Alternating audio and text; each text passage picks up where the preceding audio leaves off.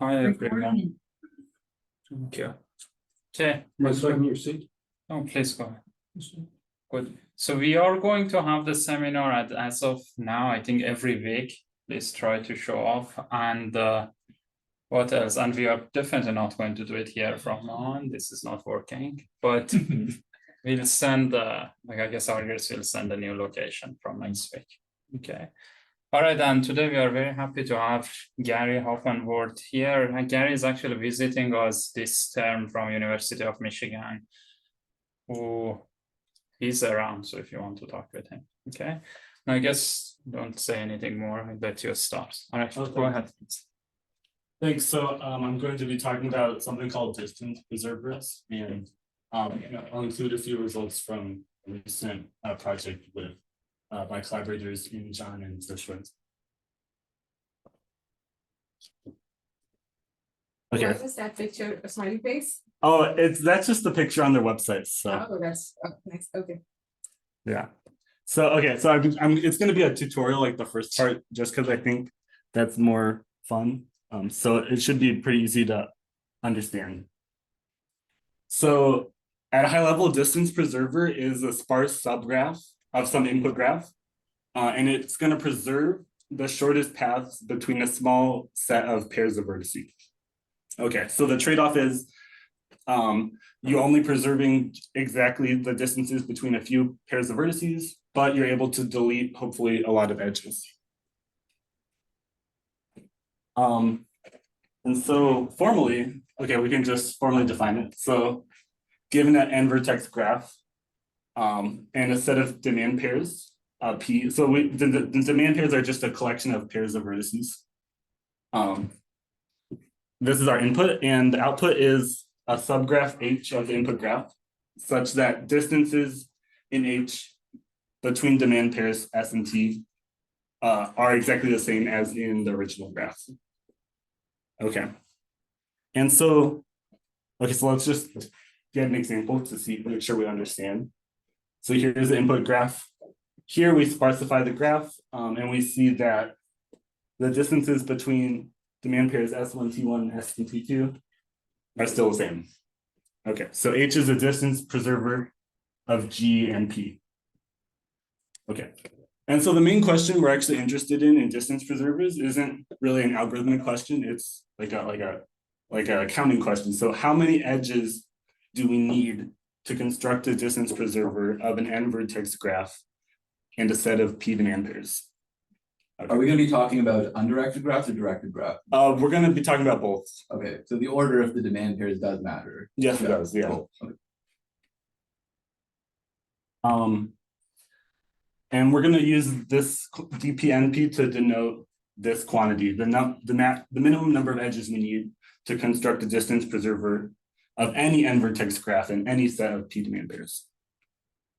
Okay, and so I want to connect it to maybe something you may have some familiarity with, which is some questions in discrete geometry. So like a classical question in discrete geometry is you're given like n points and P lines in the plane. And the question is, how many point line incidences are there between these points and lines? And so like a point line incidence, if you're not aware, is just like a pair V and L such that point V lies on line L. Okay. And sort of like a classical result is the Szemeredi-Trotter Theorem, which says that if you have n points and P lines, you can have at most this many point line incidences. Okay. You're not allowed to add, for example, you have to have exactly n nodes. You're not, obviously, if you come up short, it's not a problem. But you do not admit the notion that you could have n+1 nodes. Or you may tell me, oh, yeah, you can, but it doesn't matter. It doesn't do you any good. That's invalid. Oh, you're saying, are you talking about the distance preserver? Yeah. Yeah, so like we require the distance preserver as a subgraph. Whoa, where did it say that? Yeah, it's a subgraph. Fine. Yeah. Fine. So but there is a sense in which like you can imagine any data structure that preserves distances. And there is some understanding of that where distance preservers are going to be the best possible size. So specifically, if you want to report the shortest path, distance preservers will have optimal size. I can elaborate more on that later. Okay. So the connection to discrete geometry. So I just want to make a brief observation here, which is that this quantity dpnp, the size of a distance preserver on n nodes and p demand pairs, is actually an upper bound on the number of point line incidences in the plane. So, so here's like a collection of 6 points and 4 lines. We can just turn this into a collection of 6 vertices and 4 unique shortest paths in a very obvious way. So each point now becomes a vertex in a graph. And we just add an edge between point vertices that occur consecutively on a straight line. And if we weight each of these edges according to their Euclidean distance, each of these lines will become unique shortest paths in this graph. And so any distance preserver of this graph will have the same number of edges as the number of point line incidences, up to constants maybe. Okay. So actually, we can sort of think of distance preserver upper bounds as some sort of generalization of Szemeredi-Trotter theorem to arbitrary finite metrics. And actually there's some connection to some topics people study in discrete geometry. There's a few other theorems that people look at and try to generalize to finite metrics. So there's in particular, there's this one corollary of the Sylvester-Gallai theorem. Basically the statement is, if you have n points, then either those n points form at least n distinct lines. So if you look at the lines that pass through any 2 points, then there will be at least n of them, or these n points all lie on a straight line. And there's actually some generalization to finite metrics. Okay, but anyways, this is a tangent. Yeah. Okay, so I want to briefly talk about some things we can assume without loss of generality about when trying to upper bound the size of distance preservers. So the first thing, which you may have seen this trick before, we can assume without loss of generality that for any pair of vertices in our input graph, there's actually a unique shortest path between those vertices. And the big idea is we just add a tiny amount of random noise to each edge in the graph. And if we choose this amount of noise to be small enough, then the shortest paths won't change and it will break all ties. So for example, in this graph, the path from S2 to T2, there's 2 shortest paths. So you could travel this way or you could travel this way. Suppose we added some random noise and it looked like this. Then with very good probability, actually now we have a shortest path here. And this is actually gonna be shorter than this one. So now the path from S2 to T2, S2 to T2 now has a unique shortest path. Okay. So I hope that's clear. And another thing we can assume without loss of generality is that actually these unique shortest paths are pairwise edge disjoint. So this is a little bit more subtle, but the main idea is if the shortest paths overlap, we can sort of edit them so that they no longer overlap while still preserving exact distances and the number of edges. So here's a little visualization. So suppose in our distance preserver, we have this yellow path and this green path that are overlapping. They're sharing some edges here. Then we can take the vertex before they overlap and add an edge from that vertex to the last vertex where they overlap and reweight it according to the distance between those nodes. And the key observation here is this does not affect distances in the graph, firstly, and 2, the number of edges in this graph and this graph are the same. They're the same. They used an edge and you. So the total number of edges, because So like the size of the, like dpnp is the total number of edges in our distance preserver. So Okay. right But now, you remove the edge xy, which could have been used by someone else as well. Yeah, but it's being used by this green path. Like x, so this edge always needs to be in the distance preserver in both this graph and this graph. So Yeah. this is not multiple edges, this is just one edge. but the obvious thing to say, suppose you want to get from X to somebody below Y. Hmm. Oh, it's another, then there's two edges you play with? Yeah, so that would be a step, Like, you like, can't throw out that, obviously you can't throw out the XY edge by itself, but you throw it out and you add two. I mean, I'm sure you've got a real proof. It's just to understand what's going on. right. So like, I think maybe a way to think about it is like you imagine a collection of paths, like for each demand pair, you have a unique shortest path. And so like you just have this collection of paths. And then what we can repeatedly do is like, if two paths overlap on some edge and then split apart, we can perform this operation. And Oh, you can do that. like the total number of edges in the underlying graph will not decrease. So you get XY and you throw the other one down first, and yeah, okay. No, but then how do you preserve, like, why is that an edge between X and Z in the original graph? Because you need to have a subgraph, right? So, okay, so this is an extremal reduction. So like this is what we're trying to do is analyze dpnp. And so what I guess what I'm trying to claim at a high level is that if you start like, if you imagine that you have a graph that has the maximum number of edges, it has dpnp edges in its distance preserver, then I can transform it into another graph that also has dpnp edges, and all of the shortest paths are pairwise edge disjoint. So it's like, Okay. I'm not, yeah, it's not like it's sort of just an extremal reduction where like, okay, if we only care about bounding this quantity dpnp, then we can assume this property. So you're changing the graph. Yeah, we are changing the graph. Yeah, that's great. Yeah.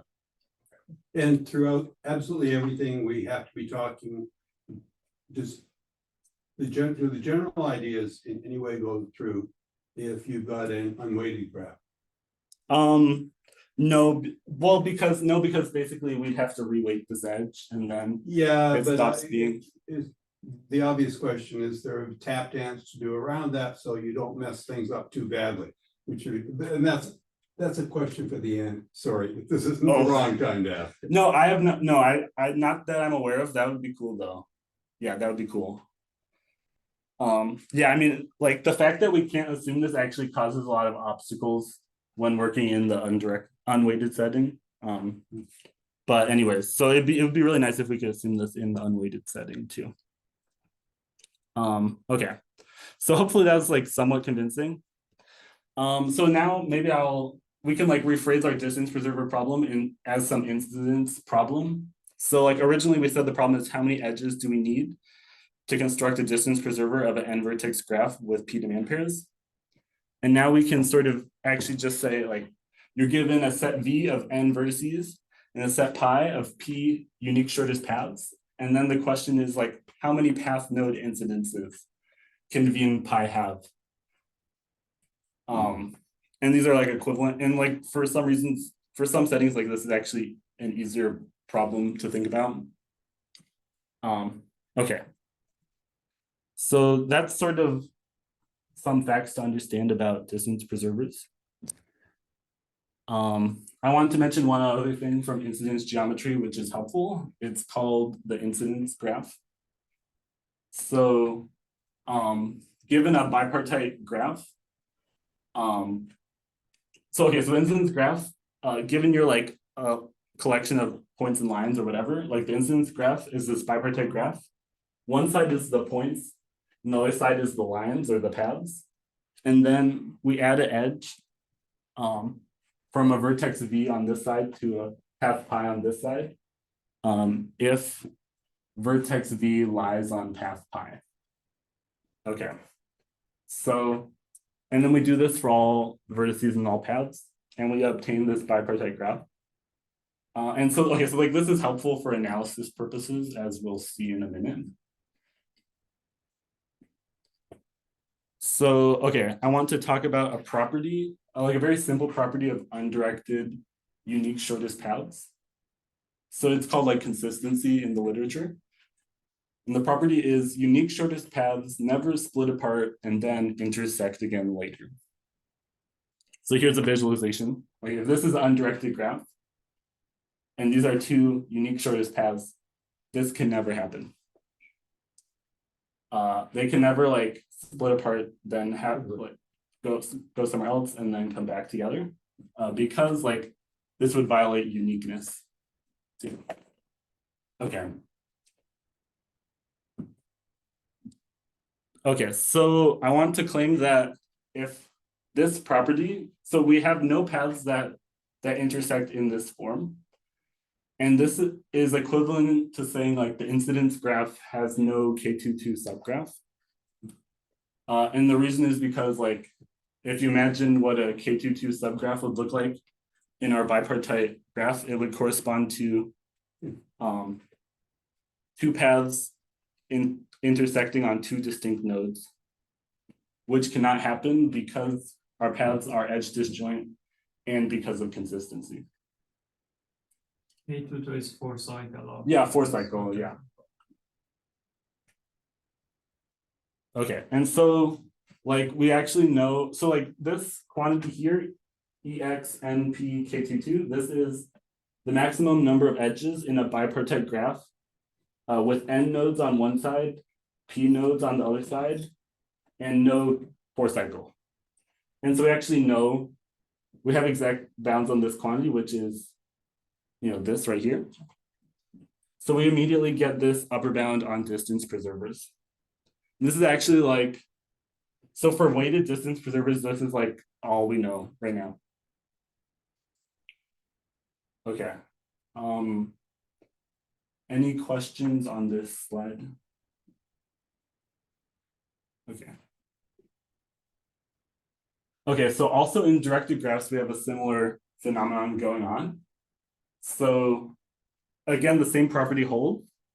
So we can't have this scenario where the paths are directed this way, they cannot split apart and then intersect again later.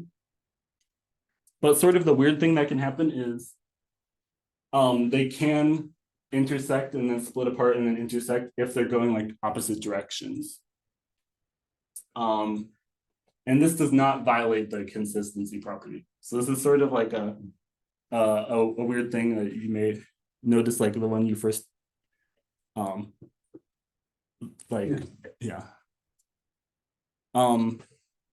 okay, so but the key, okay, so this is bad because the incidence graph can contain a 4 cycle because of this weird thing. But we can analyze, we can make the following observation. So no matter if you have 3 paths that intersect like this, then no matter which way we direct the paths, like up, down, this configuration will violate consistency. Okay, it's just like pigeonholing. Okay, and so this actually translates to the incidence graph has no K23 subgraph. Again, like if you just work out, you know, what this would look like in the subgraph, it would be a K23. And so, like again, we can use like some results from graph theory that tells us, like actually the extremal function of the maximum number of edges of a bipartite graph with n nodes on one side, p nodes on the other side, and no K23 subgraph is at most this quantity. Okay. And so very quickly now you prove this one. This one? No, the bound on the extremal graphs. Like for Oh. K2, I know, but for this one, is it a similar type of proof or no? Yeah, I think it's pretty similar, like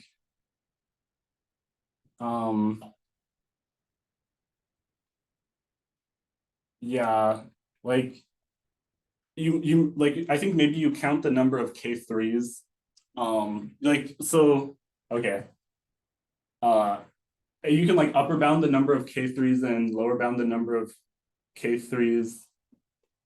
Or K13, like clause. Three like clause. And then yeah, yeah, I think you use the fact that like on one side of the graph, like any three nodes can form at most one claw. Good. And something like that, like some counting. Like if you mess around long enough, you'll get it. Yeah. Okay. Is a claw directed in what you're saying? No, it's not. So I'm Claw talking. undirected. Yeah, it's in the bipartite incidence graph. Like if we go back, it's in the bipartite incidence graph. Like a claw would be, yeah, you can't have three vertices can't form two claws, Fine, basically. you solve it that way. Yeah, there's some argument like along those lines. I'm forgetting the details. Okay. Actually, okay, I'm going very much faster than I anticipated. Okay, so I want to talk about some new. Oh yeah. Sorry, the stuff you've talked about so far, I guess this is prior work, is like folklore or? Oh yes, yeah, maybe I can. Yeah, so this is prior work by my advisor and Greg. yeah, Greg and some other stuff. Yeah, like yeah, it's all prior work. Yeah, I can. Maybe I should have added the citations, but either Greg or myself or so the original paper that introduced distance preservers is by Coppersmith and Elkin in 2006. And they sort of were interested in distance preservers because they felt like we actually don't really understand like the combinatorial properties of shortest paths that well. And that seems like a useful thing to understand if we want to make progress on some of these like algorithmic questions like APSP and stuff. They weren't jumping from a different point of view of something like expanders, Right. which is sort of what was my first reaction Uh, to this. Sort of, oh, this is an analogous thing, different metric, different whatever, but same, you're playing the same game. right. Sort of. Yeah, I think so. Like I mean, I don't know. I think distance preservers have been pretty useful for like some data structure questions. I don't know if they've like found uses for some fast like shortest path algorithms. Mostly because we don't really have like many of those. Yeah, but anyways. So far, you haven't talked about anything algorithmic yet, right? No, and not you at know all. you won't be during this talk, or We have one corollary that's algorithmic, but it's, yeah, okay, well, mostly not algorithmic, you're right. sure, okay. Okay, so yeah, I want to mention some new results. So I just need to introduce some new definitions. So I want UDP to be the size of n-vertex distance preservers in undirected graphs with p demand pairs, and DDP to be the corresponding quantity for directed graphs. And so right away we have UDP is less than DDP, just because undirected graph you can just direct the edges both ways. Just to be nitpicky, it shouldn't be this exactly, you know, DDP of like 2p or something. Yeah, that sounds right. Yeah, thank you. Yeah. Yeah, there's maybe a factor of 2 then. Okay. So one of the results in our work is we give a reduction in the other direction from directed to undirected. And so, okay, so like formally the statement is this, like if you have undirected distance preserver with these bounds, you get a directed distance preserver with these bounds. And so like, I don't expect you to have some understanding of what this is saying, but like one corollary is like if we plug in the best known bounds for the undirected distance preservers, we obtain like the best known bounds for the directed distance preservers. So you saw this upper bound, and you saw this upper bound, and this reduction like gives us like given this lower bound, it implies this one. But like the more interesting corollary is that if you get any improvement for undirected distance preserver upper bounds, specifically in the regime of p smaller than n, you immediately get an improvement for directed distance preserver upper bounds as well. So like this connection was kind of surprising because, well, we see that shortest paths in directed graphs behave somewhat differently than in undirected graphs. So it's kind of surprising, like, that our best strategies are both sort of stuck. Like, we're stuck to the point where improving undirected will also improve directed as well. So there's some like connection there in terms of where we're stuck. Yeah, somewhere way back, you played a game with high probability to make things unique. Quote clearly, which means it's not necessarily even true. You could insist. Okay, so you could insist, you could play some game adding algebraically unrelated real numbers to things and sidestep that issue. Now, it's not the kind of game you want to play.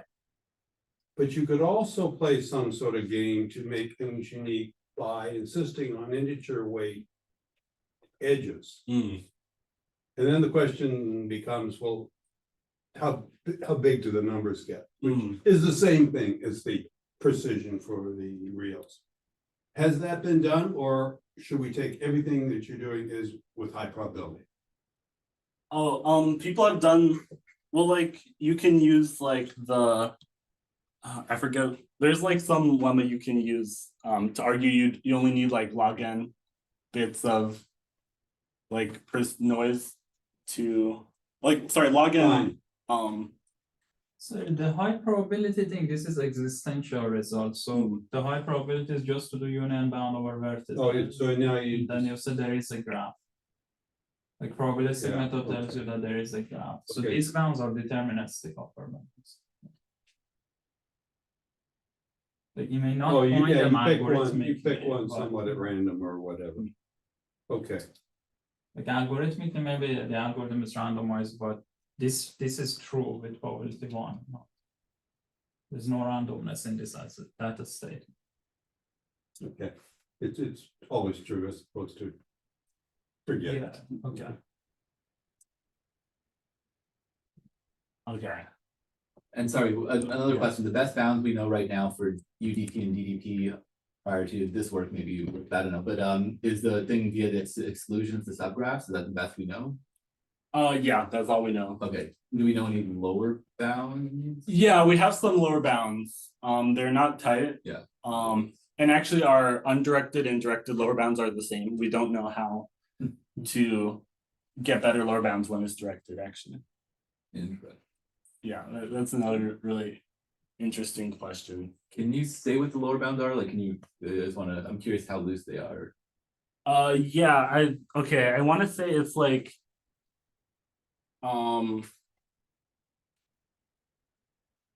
it's like n to the 5, 6 times p to the 1/3. Maybe I can write it. Yeah.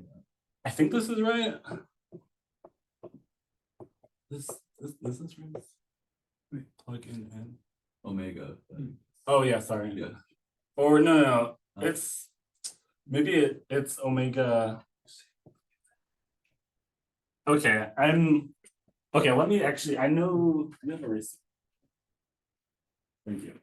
So I know at some specific values, we have tight bounds. So for undirected graphs, we know this quantity is exactly n. So we know in undirected graphs, when you have square root n demand pairs, You only need n edges. And That this means is, the bound is tight. yeah, the that bound we is showed tight. before, okay. Yeah, exactly. Cool. So there's a tight lower bound for this one at p equals squared n, but it's not tight for p larger than squared n. Gotcha. And for this one, it's not really tight anywhere. So yeah. Great question. Yeah, improving lower bounds actually it would have a lot of implications for some other like graph spanner and graph sparsification related problems. Yeah, so like making progress on lower bounds is also very useful as well. Any other questions? Sorry, yeah, just related to what you just said about spanners, like if I plug it's not the regime that you just like plug in p equals n squared, does it recover anything meaningful about spanners, or is it a completely different regime? So if we plug in p equals n squared, we can see that if our demand pair has p, if our distance preserver has p demand pairs, we're going to need omega p edges in general, because you can think of like a biclic graph with p edges between it. You'll need to preserve those. Yeah, I guess because there's no slack here, then it's really not useful to ask the question. Yeah, it's sort, yeah, you're right. It's sort of most interesting in the like regime between like p equals squared n and p smaller than n squared. Yeah. Okay, I want to give some high level understanding of the reduction. So our reduction actually goes in 2 steps. First, we reduce to distance preservers in directed acyclic graphs. And then we reduce from directed acyclic graphs to undirected graphs. Excuse me. And okay, so this reduction is really simple, so I'm hopefully can give you a high level understanding. So let's let DADP denote like our quantity of the size of distance preservers in DAGs. So what we prove is this like weird looking inequality, which it doesn't really make that much sense, but like the high level understanding of how we get this is pretty easy, I think. So roughly the way we get this inequality is the following. So like let V be a collection of vertices and pi be a collection of unique shortest paths in a directed graph. And basically if this arrangement is dense, then we're going to be able to find a path in this collection whose vertices have very high degree. So basically the vertices of this path lie on many other paths. Okay, and then by consistency, we know that the paths intersecting this path, when we restrict them to the vertices of this path, form a dense directed acyclic graph. Okay, and like once we prove this, all we need to do is apply our directed acyclic distance preserver upper bounds on this DAG. Okay, so like maybe let me try to visualize this for you. So like suppose we found our path pi that's really dense. So maybe it's this one. Like by our consistency argument you saw earlier, like all the paths intersecting it will be going the other direction. So they're actually forming a DAG. And if our original graph is dense enough, you can show that this DAG is going to be very dense as well. And this sort of gives us our like extremal reduction. Okay. So hopefully that made some sense.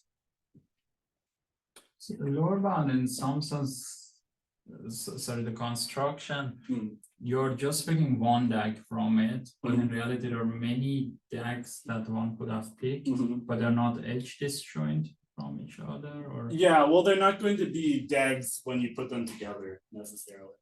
Like I see. So like the only Because you literally just pick one path, we pick a and single path. And from that you picked one DAG. Okay. Yeah, and like this is sort of weird because it's like it's an extremal reduction. So what we're doing is we're trying to like preserve density. We're starting with a very dense directed graph, and we're going to try to end with a very dense directed acyclic graph. So it's a little bit not that normal frame that we work in. But yeah, so this is how we get our dense acyclic graph.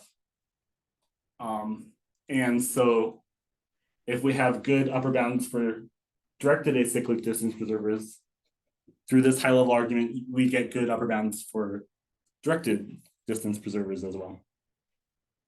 Okay. Okay, so that's the directed to DAG reduction. Now I want to talk a bit about the DAG to undirected reduction, which is even simpler. So we actually get like this very simple statement. And I'll just give a quick proof sketch. So we're given a DAG and we're given a collection of shortest paths in the DAG.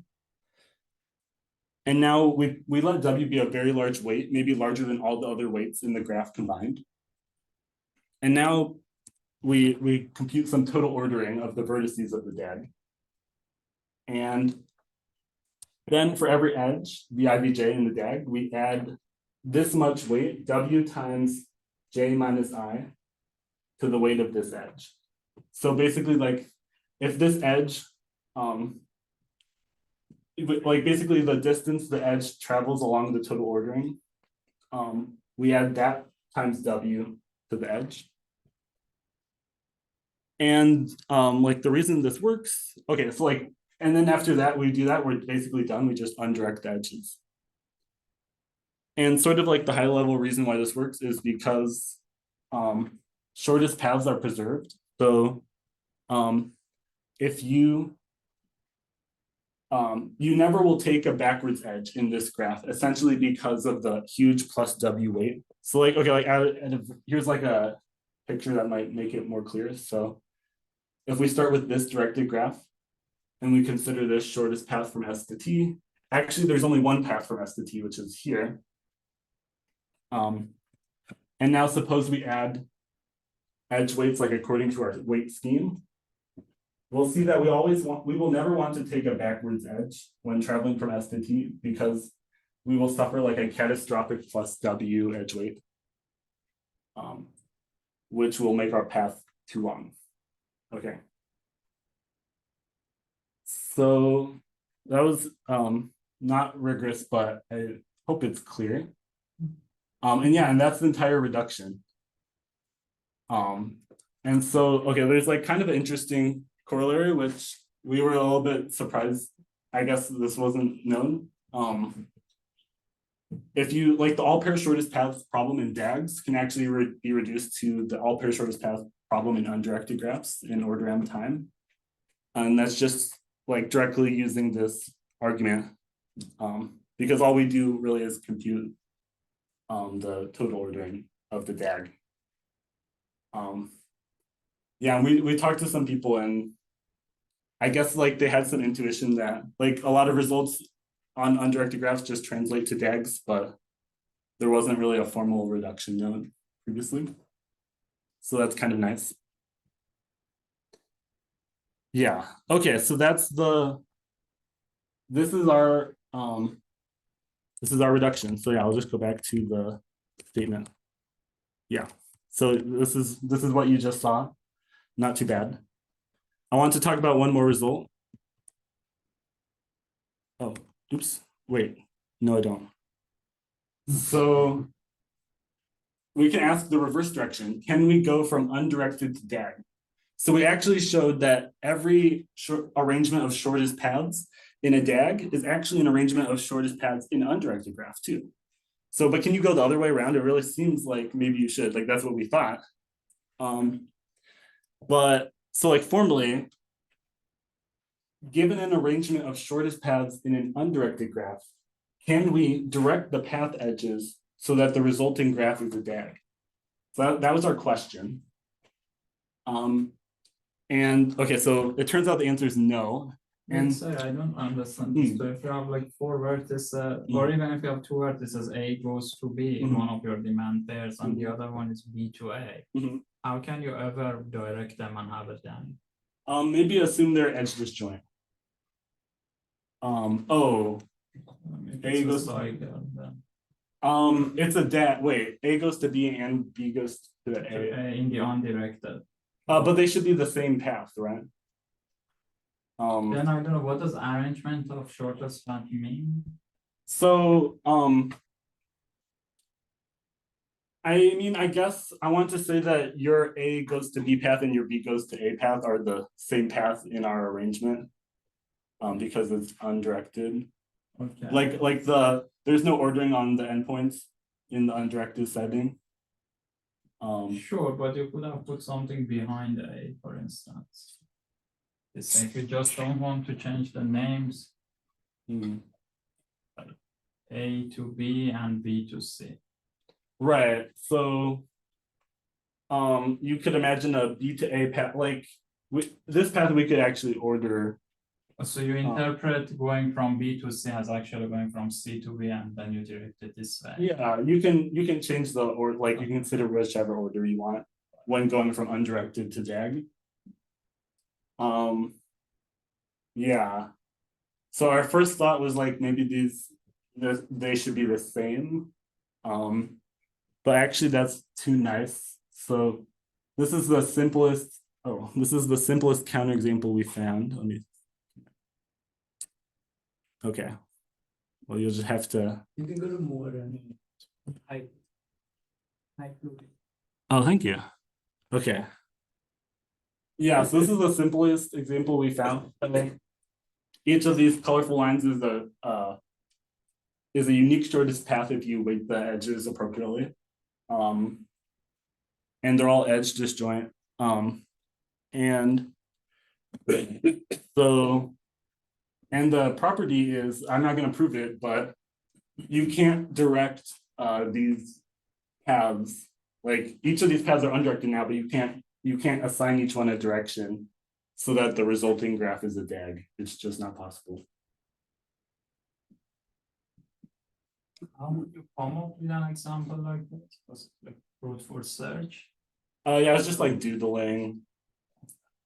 Well, it's a triangle of 4-node widgets. Yeah, I think it is. There's like a triangle property. Yeah, maybe there is some way. I don't even think I have a good understanding. It was just like random stuff. Yeah, but anyways. So it's a little bit sad. Like, I guess undirected graphs are, the shortest paths are actually a little bit weirder than the shortest paths of DAGs. Because you can have something like this. Okay. So it's kind of an interesting footnote. I wanted to talk a bit about the second result, another result in our work, which is an upper bound for directed unweighted distance preservers. So I mentioned that all the results I showed you before are tight, or not tight, but they're the best known possible. That's for weighted graphs. In the unweighted setting, we can actually do a little bit better. So what we actually prove is every n-node directed unweighted graph with p demand pairs admits a distance preserver with n to the 5/6 times p to the 2/3 edges. And so this improves over the consistency bounds you guys saw earlier, specifically in this settings, p between square root n and n. So it's a relatively modest improvement, but it does prove that, at least in the undirected setting, we can do better than the consistency upper bound arguments. Okay.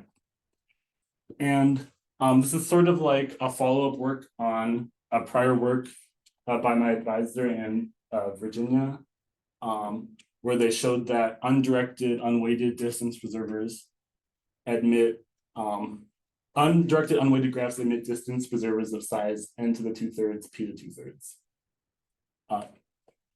And so this is our attempt to generalize to the directed setting, but we ended up suffering extra n to the 1/6 in the upper bound. Yeah, so, okay, I wanted to give some high level ideas. So at the very high level, let H be like a minimal distance preserver of our input graph. And like basically we have two sort of scenarios that happen in our analysis. So if H is a DAG, then actually like if by our reduction you can actually I get this upper bound n to the 1/2 p plus n, which is already better than what we know for directed graphs. So this is already a win. And if the graph H is a DAG, then actually we may expect H to, if H is not a DAG, and H has much larger than this many edges, we can expect H to have many cycles. And we can actually expect H to have many short cycles. And so we can actually find this strongly connected set S with low diameter and many high degree nodes. Okay.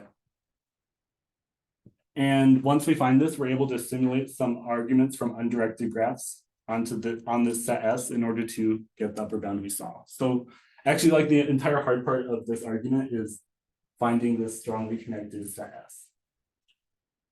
Okay, and so here's like a informal statement of what we prove. So like, given a minimal distance preserver H with average degree D, we can find a set S on D nodes. Each of these nodes have average degree D, and the set S is strongly connected with small weak diameter. So we can prove this is true in any distance preserver H. What is a small here? It's like n to the epsilon for some kind of big epsilon, but smaller than 1.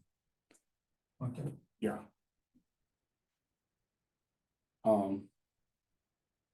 Okay. And so actually, like, this lemma is kind of simulating, in our result, it's kind of like simulating this standard lemma in undirected graphs.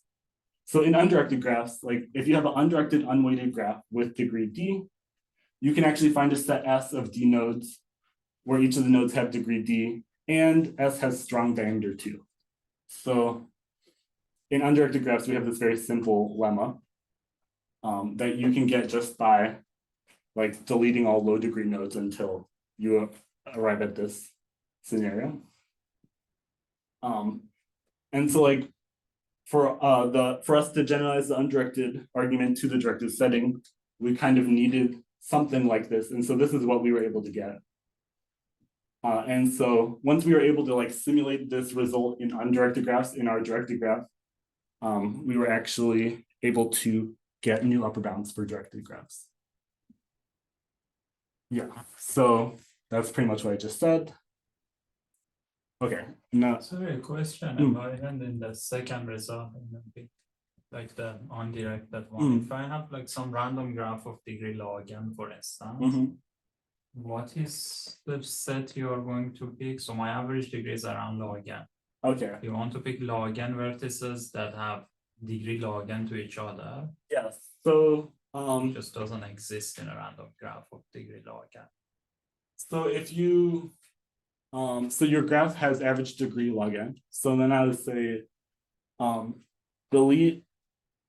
repeat the following process, delete any node with degree less than log n divided by 10, and just keep doing this.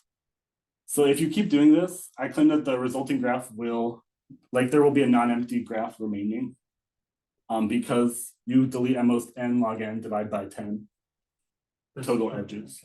So, and then in this final graph, all of your edges will have, all your nodes will have degree log n over 10.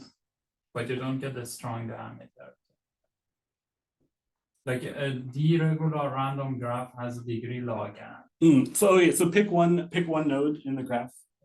That node will have log n over 10 neighbors, each with degree log n over 10. That's your like, just, that's your. But your degree is inside. Oh, the degree is inside H, not inside the Yeah, X. yeah. Okay. No, you're right. This is not true inside the Okay. cluster. That's true. Yes. Okay. Okay, so I think we will be ending early. So I showed you 2 new results on undirected distance preservers. And sort of kind of interestingly, both results, we got them by reducing to some undirected property of undirected graphs. So in the first result, we were able to do this by finding some acyclic substructure in our input graph. And in the second result, we're able to reduce the undirected argument by finding some strongly connected low diameter substructure in our input graph. And so it's kind of interesting, in DAGs, in directed graphs, we have like the different scenarios can be very different. So like the difference between a directed acyclic graph and a graph with many cycles, directed cycles, is kind of hard. It's kind of hard to analyze it in my experience. So in this case, like this is how we were able to do it. And there's lots of open questions. And I think maybe the most important one is, can we improve our upper bounds for weighted graphs? Thanks.